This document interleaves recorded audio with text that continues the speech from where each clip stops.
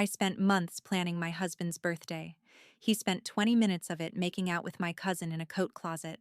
The part that still bothers me most, though, isn't what Lester did. It's what my parents said afterward. My name is Marla Osteen, and I was 28 when my marriage ended in the back hallway of an Italian restaurant. Lester and I had been married for 3 years. We weren't perfect, but I thought we were solid. I remembered anniversaries, picked up his favorite snacks after work, and planned little dates even when I was exhausted. So when his 28th birthday approached, I decided to go all out. I reserved a private section at his favorite Italian restaurant, invited everyone close to him, ordered a custom cake, and bought the one thing he'd been admiring for months: a diamond bracelet. It cost more than I should have spent, but I'd saved for it because I wanted Lester to feel special. At the time, I thought that was love. The night started perfectly. When Lester walked into the restaurant and everyone shouted, "Surprise!" he froze. Then he looked at me. "You did all this?" "Maybe." He wrapped his arms around me. "You're insane." "That sounds like gratitude." He laughed and kissed my forehead. "I love you." Those 3 words would sound very different a few hours later. Dinner was loud and happy. People drank wine, told embarrassing stories about Lester, and argued over who had known him longest. My cousin, Tessa Morgan, was there too. Tessa was a few years older than me and had always been the unpredictable one in our family. She bounced between jobs, apartments, and relationships, but somehow always landed on her feet. Growing up, I admired her confidence. That night, I noticed her talking to Lester several times. I thought nothing of it. She was my cousin. He was my husband. Those 2 facts felt like protection. Sometime between dinner and the cake, I realized Lester's chair was empty. At first, I assumed he was in the bathroom or outside taking a call.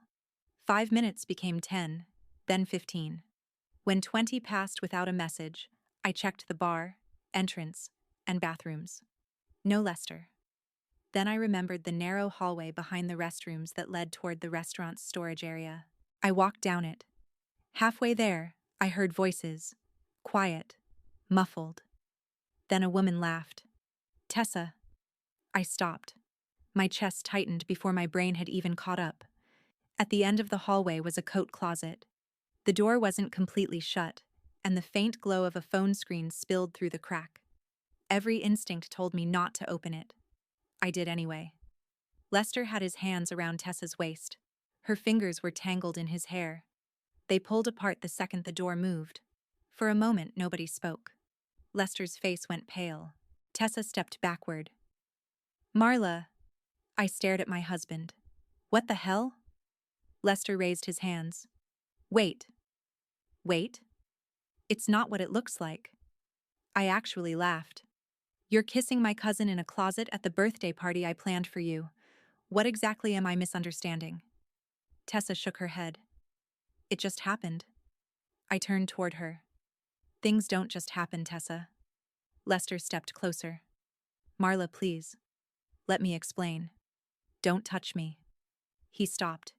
His expression changed from shock to panic. "Can we go somewhere private?" I looked around the closet. This wasn't private enough? Neither of them answered. My hands were shaking, but my voice suddenly became calm. "Don't come home tonight." Lester stared at me. "Marla, don't do this." "I'm not doing anything. You already did. Please. We're done."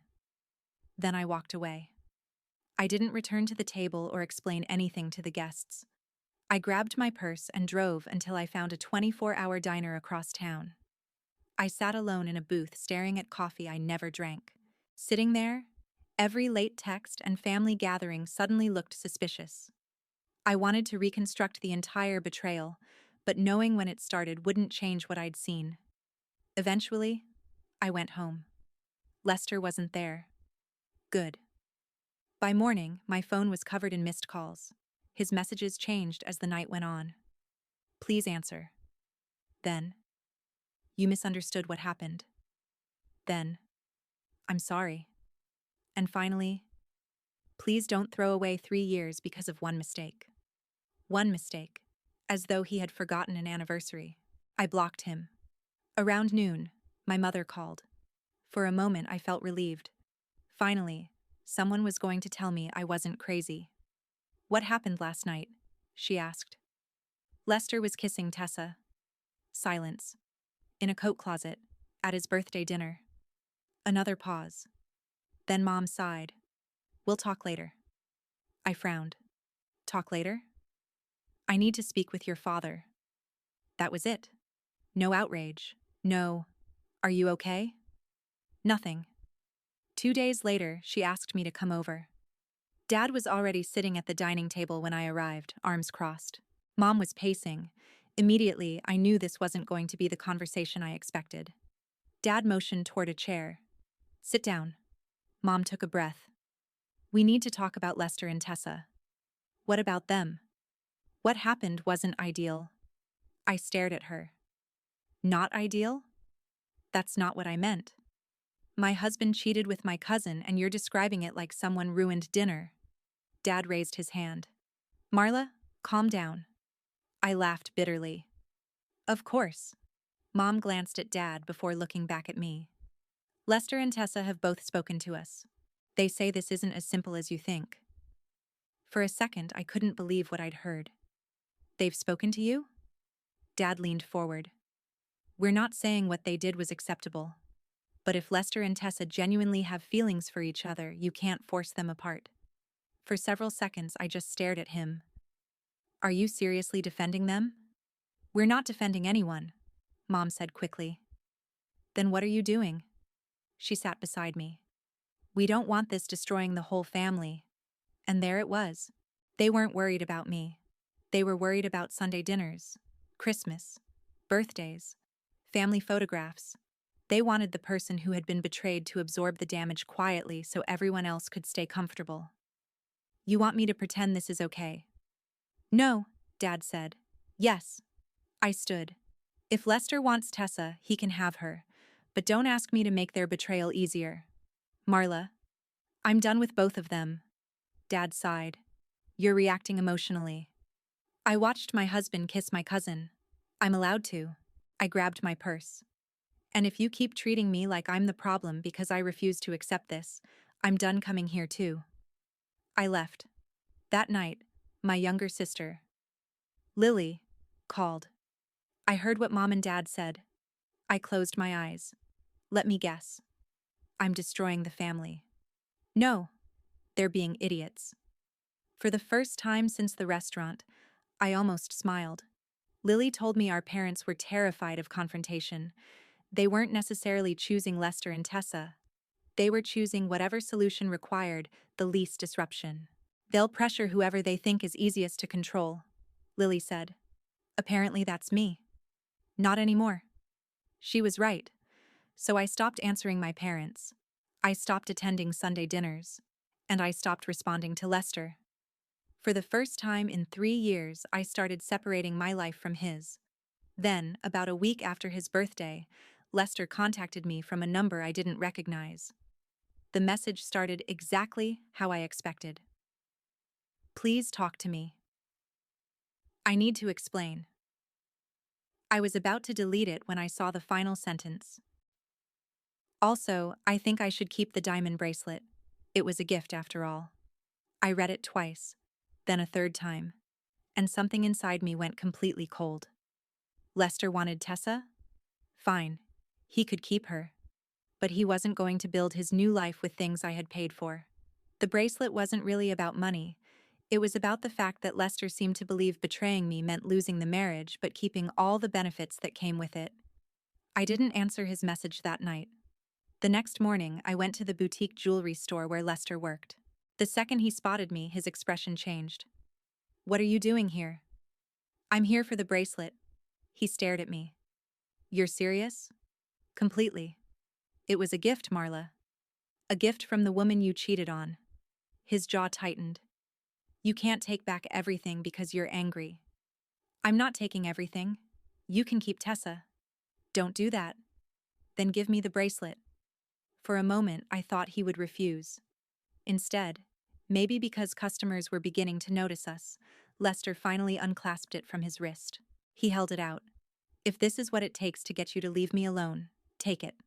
I accepted it. No, but it makes us even. I walked out. That afternoon, I sold the bracelet to another jeweler. I didn't get everything I had paid for it, but I didn't care. I wanted it gone. For the first time since the birthday party, I had made a decision instead of simply reacting to everyone else's. Naturally, Lester hated that. That evening, he texted from another number. I hope being petty is worth destroying whatever chance we had left. I blocked that number too. The next day, Mom called. Lester says you took back the bracelet. He gave it back. He says you embarrassed him at work.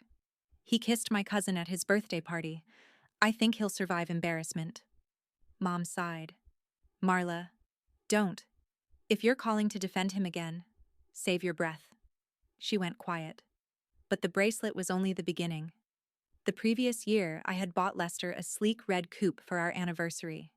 It wasn't brand new, but it was exactly the kind of car he had been talking about for months. There was one important difference between the bracelet and the car. The car was legally mine. The title was in my name. So was the insurance. I made every payment. After I kicked Lester out, I had been too overwhelmed to think about it. He drove away in the car, and for a while, I simply let him.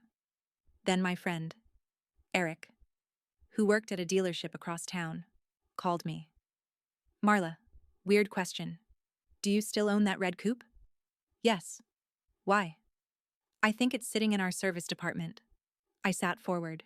Who brought it in? A woman named Tessa. That did it. Apparently, my cousin wasn't just sleeping with my husband. She was driving my car. Eric explained that Tessa had brought it in for maintenance and acted as though it belonged to her. Can you keep it there until tomorrow? As long as you can prove it's yours. I can. The next morning, I showed the dealership proof that the car was mine.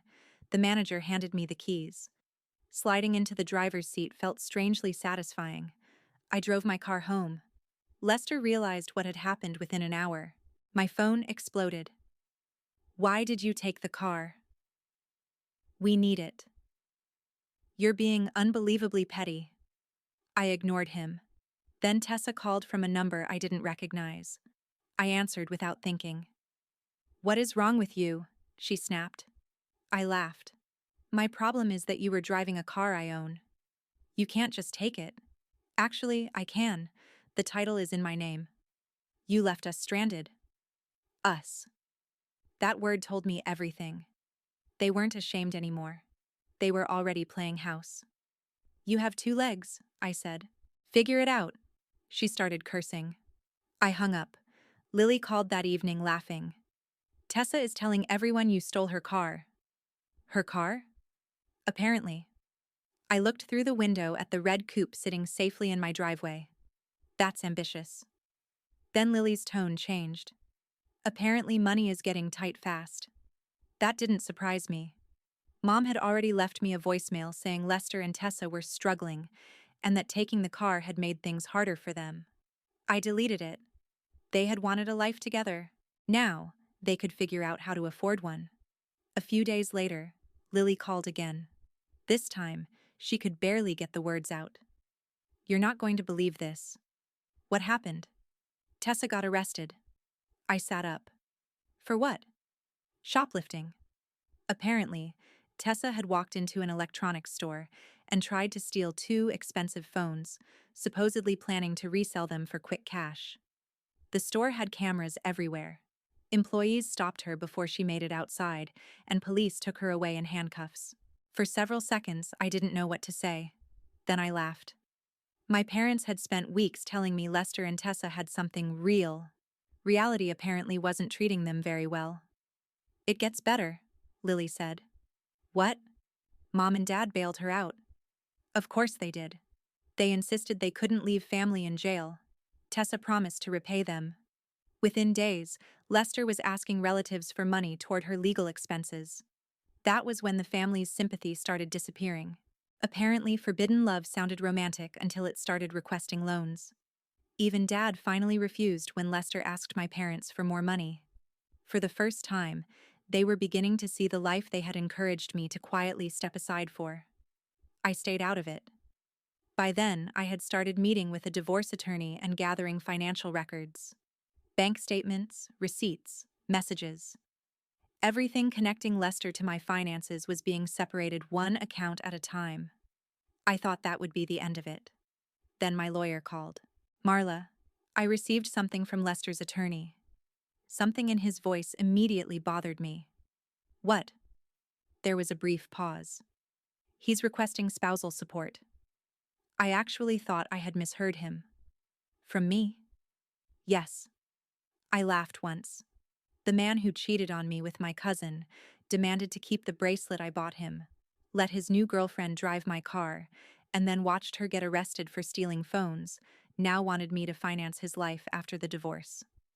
Can he do that? He can request it. And can he win? That depends on what we can prove. I looked toward the folder sitting on my kitchen table. 3 years of bank statements, receipts, messages, and one birthday party full of witnesses. For the first time since I opened that coat closet, I smiled. Then tell me what you need. Once Lester asked me for spousal support, the divorce stopped feeling personal. It became paperwork. And paperwork was much easier to deal with than betrayal. My lawyer told me not to underestimate Lester's request just because it sounded ridiculous. So we documented our finances, Lester's messages, and statements from people at the birthday dinner who had seen him and Tessa disappear together. I didn't need to exaggerate anything. I just needed the timeline. Meanwhile, according to Lily, Lester and Tessa were unraveling. Tessa's arrest had created legal expenses they couldn't afford. Lester was working, but supporting their household without the car and without my income was apparently very different from the fantasy they had imagined. My parents had stopped lending them money. Dad, especially, had changed. He never apologized to me directly. But Lily told me that when Lester asked him for another loan, Dad finally said, "You two wanted to make adult decisions. Start dealing with adult consequences." I wished he had understood that before telling me to step aside for their relationship, but I didn't call him. Some lessons arrived too late to repair what they broke. The hearing came several weeks later. I arrived early with my lawyer and a folder thick enough to make me feel strangely calm. Lester was already there. For the first time since his birthday, I really looked at him. He looked exhausted. Tessa sat behind him. She looked worse. There was a time when seeing them together would have made my stomach twist. That morning, I felt almost nothing. Lester's attorney argued that he needed temporary support while rebuilding his life after the separation. He described our marriage as a partnership in which Lester had made sacrifices and claimed the sudden loss of our shared lifestyle had left him financially vulnerable. I leaned toward my lawyer. "Shared lifestyle?" he whispered. "Let him talk." So I did. When our turn came, we kept it simple. We showed the financial records. We showed what I had paid. We established that Lester was employed and now living separately from me. And when the circumstances surrounding our separation became relevant, my lawyer presented the messages and witness information documenting Lester's relationship with Tessa. Lester's version of himself as the abandoned spouse became harder to maintain. At one point, he looked directly at me. I looked back. No anger. No satisfaction. Nothing. That seemed to bother him more. By the end of the hearing, his request for spousal support was denied. Walking outside afterward, I expected some huge feeling of victory. Instead, I felt relief. Lester followed me into the hallway. "Marla." I kept walking. "Marla, wait." I stopped. He stood several feet away. Tessa was nowhere beside him now. "You happy?" he asked.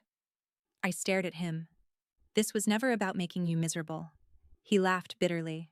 "Could have fooled me. You asked me to finance you after you cheated on me with my cousin." His face tightened. "I made a mistake."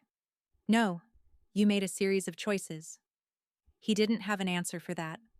So I left. A few weeks later, Lily called. By then, whenever she opened with, "You're not going to believe this," I knew Lester or Tessa had done something. This time, she simply said, "They broke up." I paused. Seriously? Apparently, they've been fighting constantly. Money. Tessa's case. Lester blaming her blaming him. Everything. I sat back. The relationship my parents had been so worried I might destroy had lasted only until real life became inconvenient. Lily hesitated. There's more. Of course there is. Lester asked Mom and Dad if he could stay with them for a while. I almost laughed. And? They said no. Then Lester contacted me. Not from another random number. Through email. The message was longer than the others. He said things with Tessa had been a mistake. He said losing the marriage had finally made him understand what he had taken for granted. Then came the sentence I knew was coming. Do you think people deserve second chances? Months earlier, that question might have destroyed me. Now I just stared at it. I thought about the birthday dinner, the coat closet, my parents asking me to quietly accept their real feelings, the bracelet, the car, the court hearing. And I realized something. I didn't hate Lester anymore. Hating him would have required keeping him important. I typed one sentence. I think people deserve the consequences of their choices. Then I blocked the email address. I eventually sold the red coupe. Every time I looked at it, I remembered why I had taken it back, and I didn't want my driveway becoming a monument to a marriage that was over. I bought myself a truck instead. The divorce was finalized not long afterward. My relationship with my parents never completely returned to what it had been. Dad eventually admitted they had handled everything badly. Mom apologized too. I accepted the apologies. That didn't mean I forgot. Lily remained the person I trusted most because when everyone else was trying to preserve appearances, she was the only one who cared about what had actually happened. And Tessa? Her relationship with Lester was gone. Her legal problems were still hers to deal with. I stopped asking for updates. That might have been the biggest sign that I had finally moved on. For months, everyone kept telling me not to destroy Lester and Tessa's relationship. In the end, I didn't have to. I stepped aside exactly like they asked, and Lester and Tessa destroyed it all by themselves.